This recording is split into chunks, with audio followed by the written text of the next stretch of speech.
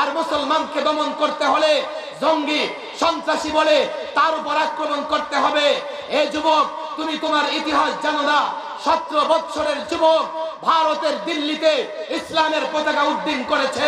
ইতিহাস জানো না, ইতিহাস জানো না। সুলতান সালাউদ্দিন আইয়ুবী কয়েকজন সৈন্য নিয়ে বাইতুল মুকাদ্দাস উদ্ধার করেছে।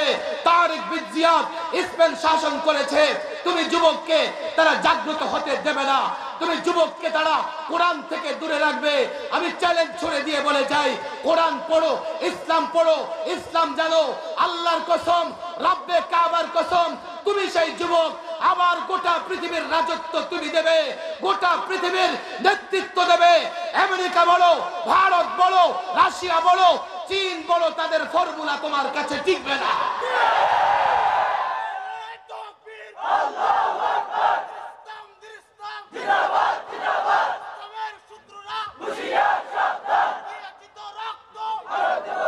ইসলাম জানো, ইসলাম জানো। আজকে বিজ্ঞান গবেষণা করে তোমার সামনে যা দিয়েছে, শোনো, 1500 বছর আগে আমার নবী তা দিয়ে গেছে। বিজ্ঞানের যা বুঝতে 1500 বছর লাগছে, আমরা 1500 বছর আগে আমাদের রাসূলুল্লাহর কাছ থেকে তা শুনেছি। তোমরা বিজ্ঞান পেয়ে নিজেকে বড় ধন্য মনে করো, অথচ রাসূলুল্লাহর সুন্নাত পেয়ে ধন্য মনে করো না। ইসলাম জানে। এই প্রজন্মের যুবকদেরকে বলবো, তোমাদের খবর নাই, কয়েকদিন আগে একটা গবেষণা হয়েছে। রাশিয়ার বুদ্ধিজীবীরা গবেষণা করে দেখেছে, রাশিয়াতে প্রতিদিন এই পরিমাণে যুবক ইসলাম গ্রহণ করতেছে। তাদের ভয়, তাদের আশঙ্কা যে আজ থেকে 25 বছর পরে রাশিয়াতে সংখ্যা গরিষ্ঠ হবে মুসলমান। তুমি ইসলাম জানবে না, ইসলাম থেকে দূরে সরে বেঈমান হয়ে যাবে, আল্লাহ রাশিয়াতে ইসলাম প্রতিষ্ঠা করে দেবে। আর তোমার কি হবে? তুমি তোমার মায়ের ইজ্জত বাঁচাতে পারবে না, বোনের ইজ্জত বাঁচাতে পারবে না, তোমার সম্মান থাকবে না, কচুরি পানার মতো বাঁচতে থাকবে। আজকে 14 লক্ষ রোহিঙ্গা পাহাড়ের গুহায় আশ্রয় নিয়েছে। আজকে সিরিয়া থেকে লক্ষ লক্ষ মুসলমান, আমার মা, আমার বোন, আমার ভাইয়েরা উদ্বাস্তের মতো বসবাস করছে। আজকে ইরাক তসতস হয়ে গেছে, আজকে লিবিয়া তসতস হয়ে গেছে। কাশ্মীর মোদি সন্ত্রাসী কাশ্মীর দখল করে রেখেছে। চায়নার ওই ঘরে মুসলমান ঘরে জানামাজ রাখতে পারে না, কোরআন রাখতে পারে না।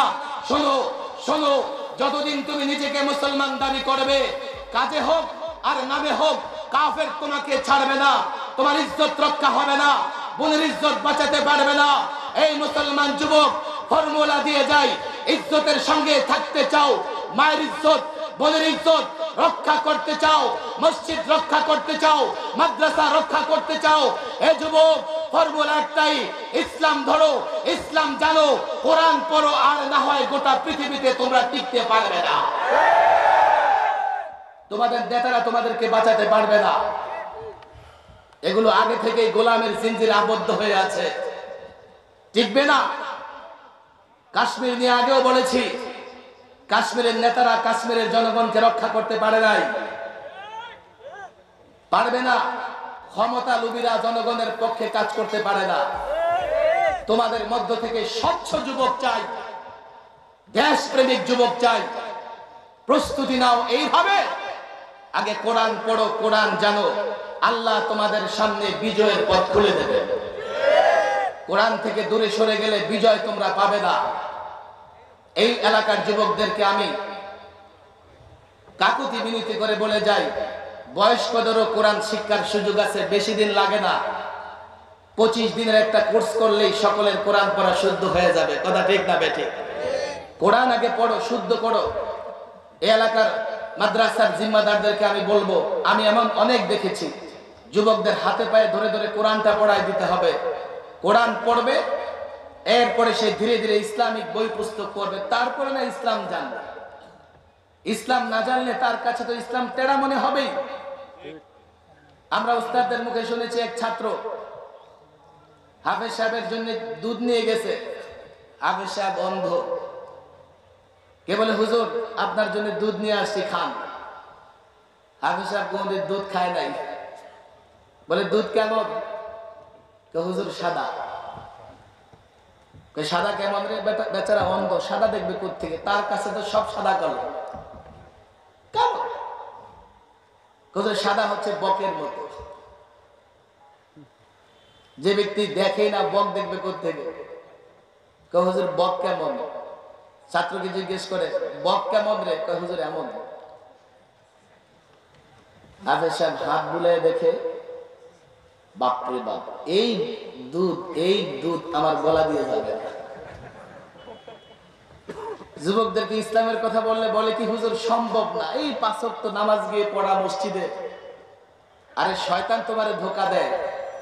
তুমি কয়েকদিন 5 ওয়াক্ত নামাজ পড়ে দেখো, আল্লাহু আকবার, এরপরে নামাজ না পড়লে তোমার ভালো লাগবে না। কয়েকদিন যাও না মসজিদ, মন সুস্থ হয়ে যাবে, দেহ সুস্থ হয়ে যাবে। মনও সুস্থ হবে, দেহ সুস্থ হবে। নামাজ পড়ে দেখো না, নামাজ পড়ে দেখো, পড়ে দেখো।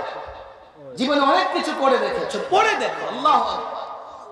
তারপরে তুমি বুঝবে কি মজা নামাজ।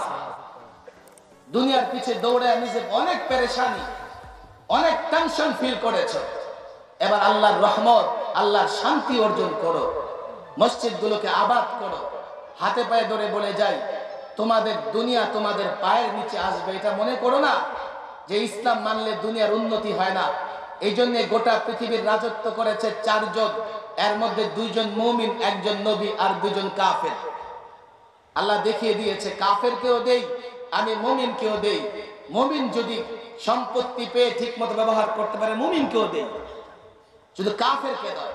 হ্যাঁ, কাফেরকে দুনিয়া দেই, 60-70 বছর ভোগ করবে, কিন্তু পরকালে তার কোনো হিস্সা নাই। নামাজ পড়ো, নামাজ ধরো। আল্লাহ তাবারক ওয়া তাআলা আবারও বলে যায়, এই এলাকার আলেমদের জিম্মাধারী প্রত্যেকটা বাচ্চার যেন কোরআন তেলাওয়াত শুদ্ধ হয়ে যায়। ছোট ভাই কায়েসকেও বলে যায়, সহযোগিতা করো মক্তবগুলোর জন্য। অনেক খরচ করে তুমি মাহফিল করো। এই মক্তবগুলো যাতে সুন্দরভাবে চলে, ভালো নুরানি শিক্ষক রেখে যেন নুরানি মক্তব প্রতিষ্ঠা করা যায়, এই চেষ্টা করবেন তো ইনশাআল্লাহ? কারা কারা রাজি আছেন করতে? হাত তুলে দেখান। আল্লাহকে হাত তুলে দেখান। ওয়াদা করেন কোরআন নিজেরা শিখবেন তো ইনশাআল্লাহ? সকলে বলেন শিখবেন তো ইনশাআল্লাহ? নিজের সন্তানদেরকে কোরআন শিক্ষা দিবেন তো ইনশাআল্লাহ? দিবেন তো ইনশাআল্লাহ? হাত নামান। মসজিদ মাদ্রাসা নিয়ে কোনো পদ পদবীর লড়াই লড়বেন না, আল্লাহকে সন্তুষ্ট করার জন্য করবেন। আল্লাহ তাবারক ওয়া তাআলা তৌফিক দান করুন। ওয়া মা তাওফীকি ইল্লা বিল্লাহ ওয়া মা আলাইনা ইল্লাল বালাগ।